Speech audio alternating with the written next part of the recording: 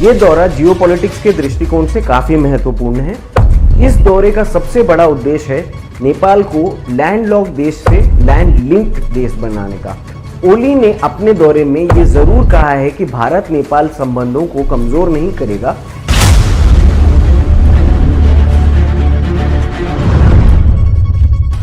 आज हम बात करने वाले हैं नेपाल के प्रधानमंत्री केपी शर्मा ओली के हाल ही के चाइनीज दौरे के बारे में।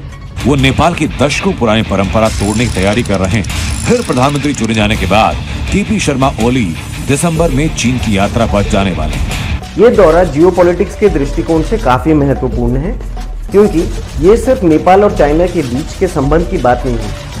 ये साउथ एशिया में इंडिया और चाइना के बीच एक नई कश्मकश को जन्म दे रहा है। केपी ओली, जो नेपाल के इतिहास में 3 बार प्रधानमंत्री रह चुके हैं, हमेशा से अपनी नेशनलिस्ट और बैलेंस फॉरेन पॉलिसी के लिए मशहूर रहे हैं। इस बार के दौरे में उन्होंने चाइना के साथ एक जो उनका पुराना पॉलिसी है, बेल्ट एंड रोड इनिशिएटिव, उसके तहत नए इंफ्रास्ट्रक्चर प्रोजेक्ट्स पर एग्रीमेंट किया है, जिनमें जिलोंग काठमांडू क्रॉस बॉर्डर रेलवे और तोका चहारे टनल जैसे बड़े प्रोजेक्ट्स भी शामिल हैं। ये प्रोजेक्ट्स नेपाल के ट्रेड और कनेक्टिविटी को बढ़ावा देने के लिए डिजाइन किए गए हैं, जहां नेपाल भारत के अलावा चाइना से भी अपने विकल्पों को मजबूत कर रहा है। इस दौरे का सबसे बड़ा उद्देश्य है नेपाल को लैंडलॉक्ड देश से लैंड लिंक्ड देश बनाने का। केपी ओली ने ये बात भी साफ की है कि वो लोन्स के बजाय ग्रांट्स पर फोकस कर रहे हैं, ताकि नेपाल किसी भी देश पर आर्थिक डिपेंडेंट ना हो। साथ ही उन्होंने चाइना के तियानजिन पोर्ट और नए बॉर्डर पॉइंट्स के ऑपरेशनलाइजेशन पर भी जोर दिया है, जो नेपाल के व्यापार को आगे बढ़ाएंगे।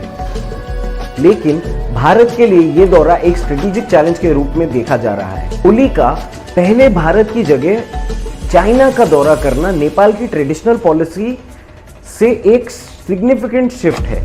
भारत, जो हमेशा नेपाल का सबसे बड़ा इकोनॉमिक और स्ट्रेटेजिक पार्टनर रहा है, अब नेपाल के इस नई फॉरेन पॉलिसी अलाइनमेंट के कारण एक जियोपॉलिटिक्स में स्थिति काफी अजीब सी हो रही है। ओली ने अपने दौरे में ये जरूर कहा है कि भारत नेपाल संबंधों को कमजोर नहीं करेगा, लेकिन उनका चाइना के साथ इंफ्रास्ट्रक्चर और ट्रेड रिलेशंस को अग्रेसिवली प्रमोट करना एक अलग नैरेटिव को जन्म दे रहा है।